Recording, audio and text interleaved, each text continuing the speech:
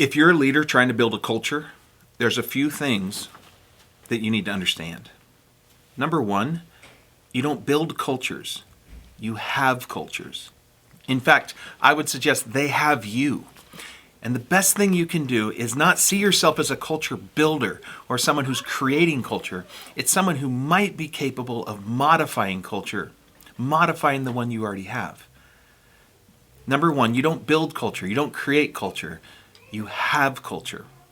Number two, what most people are doing who are trying to build or create culture is they go through a set of work where they're trying to create a mission statement, what's our why statement, why do we exist, and a set of core values. And those are great tools. I'm a huge fan of those tools in the process of understanding culture. But you have to understand when you're done writing those things down, and you've done all the team building exercises and you've done all the work, what you've actually done is written down your aspirations. Or, probably more importantly to understand it this way, you've written down everything about your culture that you want people to know.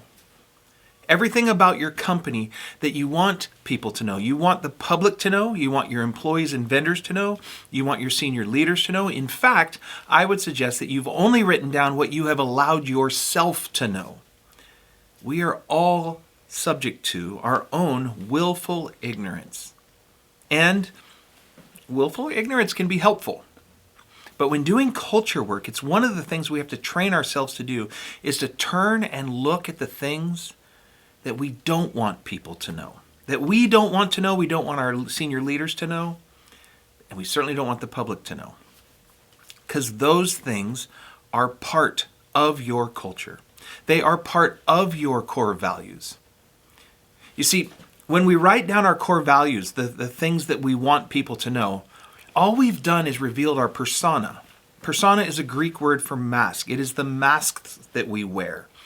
And that's not a bad thing. Personas can be genuine and connected to authenticity, but they're not complete. That's the public-facing version of ourselves.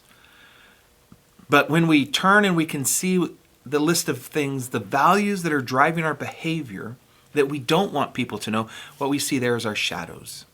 And we all have a persona that we project about our company, and we all have a shadow that we protect about our company. Your culture is built on both.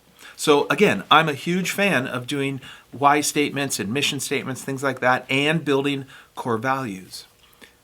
But I also want to know, what are the shadow values? Because those are driving my behavior. And my behavior is what people experience in the world. As a company, the company behaves a particular way. And that is what people experience in the world. It shows up in your products. It shows up in your customer service. It shows up in your recruiting. It shows up everywhere. One author says, culture is the aggregation or accumulation of every one-on-one encounter in a company. All of those one-on-one encounters that are happening all the time accumulate to become what we call culture. Sharing your core values during an all-staff meeting, that is an encounter that people have inside your company. So that is an important thing to do. Doing it repetitively is an important thing to do. But understanding what's actually going on inside your culture, now that's a hard thing to do. And as a leader, it helps us understand that we're not actually in control of our culture.